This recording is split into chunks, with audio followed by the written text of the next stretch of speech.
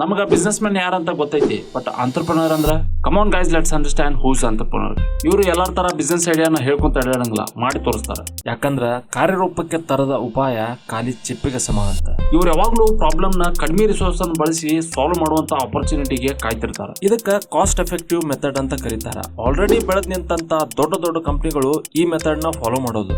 ಇವರು unlike business men ತಮ್ಮ product ಗೆ ವ್ಯಾಲ್ಯೂ ಬರೋ ತರ ಮಾಡ್ತಾರೆ. ಫಾರ್ ಎಕ್ಸಾಂಪಲ್, ಬಿಸ್ನೆಸ್ ಮನ್ ಗೆ ಮತ್ತೆ ಆಂಟರ್ಪ್ರಿನರ್ ಗೆ 8 ರೂಪಾಯಿ ಒಂದ ಕಲ್ಲಂಗಡಿ ಕೊಟ್ರೆ ಆಬ್ವಿಯಸ್ಲಿ ಬಿಸ್ನೆಸ್ ಮ್ಯಾನ್ ಏನ್ ಮಾಡ್ತಾನ, 8 ರೂಪಾಯಿ ಇದ್ದಿದ್ದ 15 ರೂಪಾಯಿ ಮಾರ್ತಾನ, 5 ರೂಪಾಯಿ ಪ್ರಾಫಿಟ್ ತಗೊಂತಾನ, 2 ರೂಪಾಯಿ ಖರ್ಚಾಗ್ತೈತಿ. ಮತ್ತೆ ಕಸ್ಟಮರ್ ಇವ ಇಲ್ಲ ಇನ್ನೊಬ್ಬ ಅಂತೇಳಿ ಬೇರೆ ಕಡೆ ಹೋಗೋ ಚಾನ್ಸಸ್ ಇರ್ತೈತಿ. ಬಟ್ ಆಂಟರ್ಪ್ರಿನರ್ ಏನ್ ಮಾಡ್ತಾನ ಅಂದ್ರ ಕಸ್ಟಮರ್ ನೋಡ್ಬಿಟ್ಲೇನೋ ಓಡಿ ಬರ್ಬೇಕು ಅಂತ ಸ್ಟಾಲ್ ರೆಡಿ ಮಾಡ್ತಾನ. ಅಂದ ಚಂದ, neatness, attractive brand name, customer relationship ಅಂದ್ರೆ ಗೊತ್ತಿರ್ತೈತಿ. ಇವಂಗ ಚಂದಾಗ ಮಾತಾಡ್ತಾನ ಕಸ್ಟಮರ್ ಜೊತೆ, ಕುಂದ್ರಾಕ ನೆರಳು ಕೊಡ್ತಾನ. 8 ರೂಪಾಯಿ ಕಲ್ಲಂಗಡಿ ಒಳಗ 2 ಗ್ಲಾಸ್ ರೆಡಿ ಮಾಡಿ ಕೊಡ್ತಾನ. 1 ಗ್ಲಾಸ್ 20 ರೂಪಾಯಿ ನಂಗ ಮಾರೇಂದ್ರು 40 ರೂಪಾಯಿ ಬರ್ತೈತಿ. ಆ 8 ರೂಪಾಯಿ ತೆಗಿರಿ ಬಾಳ ಅಂದ್ರೆ ಹಾಲು ಸಕ್ರಿ ಅದು ಬಳಸ್ಯಾನ ತಗೋರಿ, ಕರೆಂಟ್ ಮಿಕ್ಸರ್ ಅದು ಯೂಸ್ ಮಾಡ್ಯಾನ ಅಂತಂದ್ರ 10 ರೂಪಾಯಿ ಎಕ್ಸ್ಪೆನ್ಸಸ್ ತಗೋರಿ. ಹಂಗಾಗಿ 22 ರೂಪಾಯಿ ಏನೋ ಪ್ರಾಫಿಟ್ ಆತ. ಬಟ್ ಇನ್ನೊಂದು ದೊಡ್ಡ ಪ್ರಾಫಿಟ್ ಏನಾಗೈತೆ ಅಂದ್ರ ಕಸ್ಟಮರ್ ರಿಟೆನ್ಷನ್. ಇದರರ್ಥ ಗ್ರಾಹಕರ ಮರುಬರುವಿಕೆ. ಇವ ಪ್ರಾಫಿಟ್ ಏನೋ ಮಾಡ್ಕೊಂಡ, ಬಟ್ ನೀವು ಒಂದು ಪ್ರಾಫಿಟ್ ಮಾಡ್ಕೋಬಹುದು.